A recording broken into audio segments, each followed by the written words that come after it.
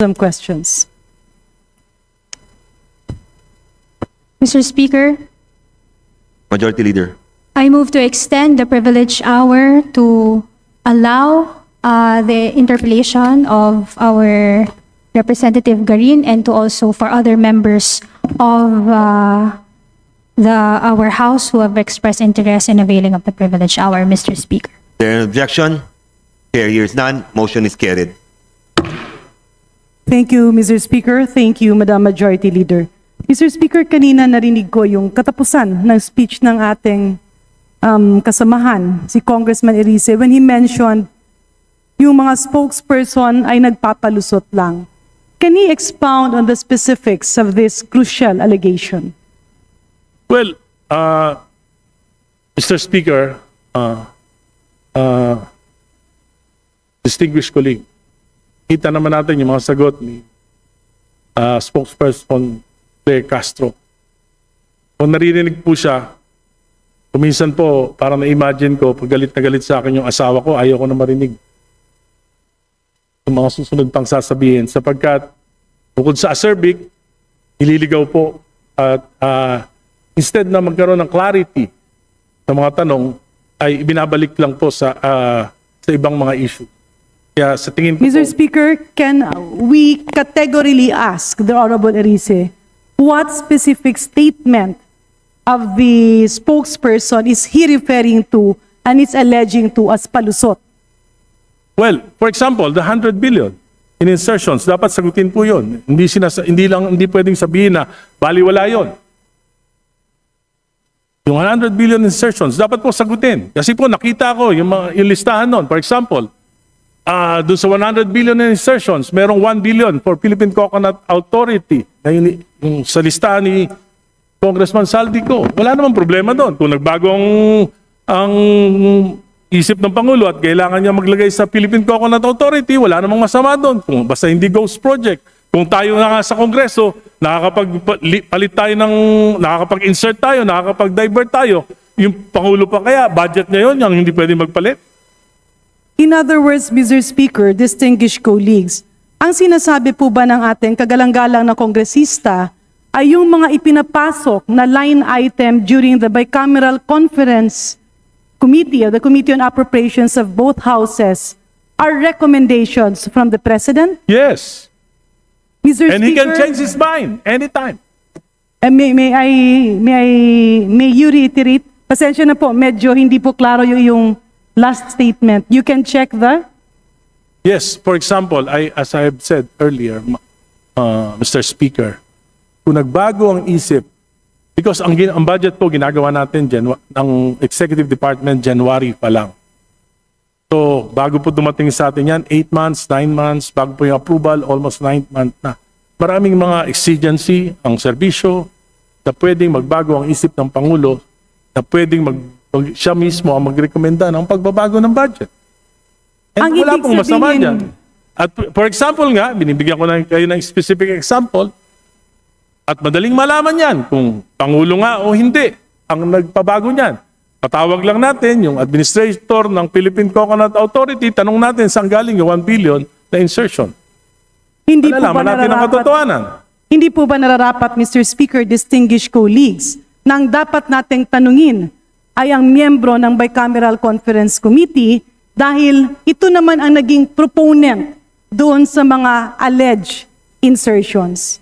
Ang sa akin lang, Mr. Speaker, distinguished colleagues, is orient me, my distinguished colleague, Honorable Erice, paano po ba ang nagiging sistema ng budget process? Kasi sa pagkakaintindi ko, ang budget call starts during the month of March, where all cabinets present, defend their budget. It reaches the cabinet sometime in April, and after that, it goes through the series of vetting, after which it is transmitted to the House, both houses, Congress and Senate, for deliberation after the State of the Nation address.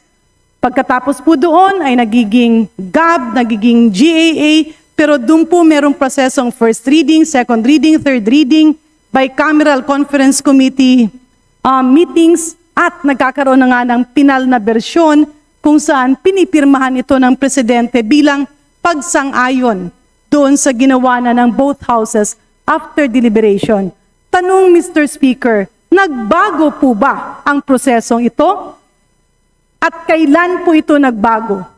Noong 19 Congress po, Mr. Speaker, nagbago po dahil napaka-super majority ang ating Kongreso. Alin po At ang napakamalakas specific? po. Nung nakaraan po, wala po ako, nandun po kayo. Nung nakaraang 19 Congress, naroon po, Mr. Speaker, si Congresswoman Garin. Ako po, wala nung 19 Congress.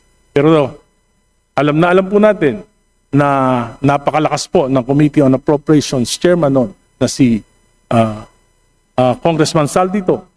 Palagay ko po, hindi ganon, hindi mangyayari ito sa ating national budget. So ang naging problema, Mr. Speaker, ay ang naging kinatawan or head ng Committee on Appropriations. Pero hindi na bago ang proseso ng pag-approve ng budget. Is that what I'm getting? Well, may mga pagbabago po dahil Alin meron po ang maging- specific na pagbabago, Mr. Speaker? For example sa po, budget yung- process. Sa aking pagkakalam, yung small committee, hindi na po nalalaman ng mga miyembro ng kinatawan, yung mismong inaaprobahan at pinapasa sa Senado. So Pangalawa dito po, sa mga pagbabago, meron pa po. sa dito Bukod sa po doon- pagbabago, Honorable Erice, nakasaad ba dito na yung presidente ay nagbibigay ng proposal during the Bicameral Conference Committee meeting? Hindi po natin alam yan. Sila lang po nakakaalam. And this is precisely my kaya nga po point. nagtatago na sila lahat. This is Lahat sila, wala na precisely rin my alam. point, Mr. Speaker, distinguished colleagues. Managot ang dapat managot. Kung That's- sino man ang lumait at nanggulo ng proseso ay dapat managot. But we can't muddle the issue by finger pointing and saying na ito si Juan, ito si Maria, ito si ganito ang nagpasok. Mas lalong nagiging magulo ang sistema. Ang katotohanan, Mr. Speaker, with due respect, Honorable Arice, merong proseso, merong sistema, nagkataon lang na malamang may umabuso. At yung pag-abuso na yon ay hindi mo pwedeng ituro sa kahit sino na walang preba. If we want to reform the system, let us reform the system through a transparent budget process. Huwag yung turo dito, turo doon kasi gulong-gulo na ang Pilipinas. Gulong-gulo na ang mga tao. Let's base our comments, our Mr. statements on facts. Kaya balikan natin. Kung Mr. puputuli natin May I ang abuso respond, na Mr. to, Speaker? May I Yes, respond? if I may, Mr. Speaker, Can we that's why allow my the question gentlelady to is, finish? kung puputulin natin ang problemang ito, let us not have motherhood statements. Let's have definite proposals to address the problem. So my question, Mr. Speaker, can the Honorable Erice enumerate the reforms that he believes are needed so that we will be guided to do this? Mr. Speaker, maliwanag po ang sinabi ko kung napakinggan niya. Sino po ang unang may responsibilidad? Ang Pangulo. 2023, GAA, sinalaula ng Kongreso. Pinawasan ang pondo niya ng halos 300 bilyon. Hindi nangyari yan sa kasaysayan ng mga naging Pangulo sa Pilipinas. Pinabayaan niya, hindi siya kumibo. Yung kabinete niya, hindi kumibo. Specific yon. 2024, binawasan, sinalaula ng Kongresong ito, 500 billion. Binawasan ng President's budget, hindi kumibo ang Presidente, hindi kumibo ang ating mga kabinete. 2025, 473 billion, pati yung mga pondo para sa mga flagship projects ng Pangulo inalis. Kaya na-delay na lahat ng mga proyekto. Hindi pa rin kumibo ang Pangulo. Hindi pa rin kumibo ang kabinete. Number one na may problema, command responsibility ang ating Pangulo. Very specific yan. Pangalawa, pinsan ng Presidente. Ang ating speaker noon, si Speaker Romualdez. Hindi ba sila nag-uusap? Mr. Speaker, distinguished colleagues. Pangatlo, Can we allow the gentleman to finish? Yes, please. Pangatlo, kitang-kita naman natin. Balitang-balita, dalawa lang nag-uusap sa pagbabago ng budget. Yung mga member ng BICAM, hindi alam. Sinabi ni Senate Finance Chief Grace po, pinirmahan niya lang pero hindi siya alam. Ang si Senate President Chis Escudero lang at si Chairman Saldi ko lang ang nag-usap. Regular ba yun? Hindi po regular yun. Maliwanag po yung mga sinasabi ko. Specific. Mr. Speaker, ulitin ko lang po. Ang reformang narinig ko sa ating kagalang-galang na kulig ay hindi sang-ayon dun sa aking ekspektasyon, if I may, pasensya na po. Kasi nga, ang tanong ko is, what are the specific reforms that we need? Unfortunately, what I am hearing are allegations. Number 1, binawasan ang mga budget. Number 2, magpinsan ang presidente at ang speaker. Number 3, nagpirmahan ay 2 tao lamang. Mr. Speaker, distinguished colleagues, andyan nga ang problema. Nakita ngayon ay hinahanapan ng solusyon. And if we are talking about reforms, the reforms should actually be on accountability, on transparency. Ano pang reforma? Number 1, transparent budget process. Number 2, napaka-imposible naman na pipirma ka ng mga bagay na hindi mo alam. Kasi ang pumipirma ng budget ay ang bicameral conference committee members. In other words, balikan natin. If we need reforms, babalik tayo, totoo ba na nahimik ang mga kabinete?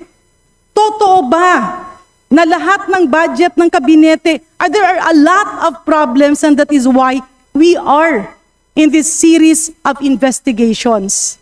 But it will just add chaos. If we will take advantage of the situation and instead of demanding for genuine reforms, we twist the situation and talk about politics. In other words, Mr. Speaker, distinguished colleagues, tama naman. Natuldukan ito, hanapan ng solusyon, and push for genuine reforms. Pero kung ang naging mali ay merong bumaluktot sa mga bagay na hindi dapat baluktutin, yun ang dapat managot. But we cannot pull down our people and our government by not proceeding to concrete investigations that will really pinpoint the problem of all of this. Mr. Maraming salamat, Mr. Speaker, and of course, with due courtesy to Congressman Erice, I am with you in calling for reforms. But if I may appeal, let us push for individual concrete reforms that Congress can perform. Maybe we can push forward for a situation like other parliaments, where members responsible for the budget are made to report on a quarterly basis, stating the update of each program, the rationale of each action, and the impact that it will provide to the Filipino people. Thank you very much, Mr. Speaker. Thank you very much, distinguished colleagues. Mr. Speaker, maliwanag po ang aking mga reforma na hinihingi sa Pangulo at sa Kongreso na ito. Reforma, anti-political dynasty, inabastos natin ang konstitusyon. Ayaw natin magpasa ng anti-political dynasty bill o law sapagkat against our interests kahit na ang kahulugan nito ay hindi pagrespeto sa konstitusyon. At alam ko po na ang isa sa dahilan ng korupsyon, yung papataba ng mga political dynasties. Pangalawa, alam ko po, balimbingan, walang prinsipyo, pagpalit ng partido kung saan makikinabang, yan po ang pangalawang dahilan ng korupsyon. Pangatlo, campaign finance reform, hindi naman po makatwira na yung paggastos, kaya po bumabawi sa korupsyon. Pang-apat, hinihingi natin, empower natin yung ICI para maimbestigahan yung korupsyon. Maliwanag po yung mga hinihingi ko na reforma. Kung sincere ang gobyerno, gagawin nila ito. Pero kung gusto business as usual, baka sakaling makalimutan ng tao, hindi gagalaw ang gobyerno. At ang hinihingi ko po, hindi extra-constitutional. Hindi ko pinagre-resign si BBM. Ang sinasabi ko po, within the framework of the Constitution, we should initiate reform para naman sa bayan, wag naman para sa sarili na lamang. Salamat po. Majority Leader.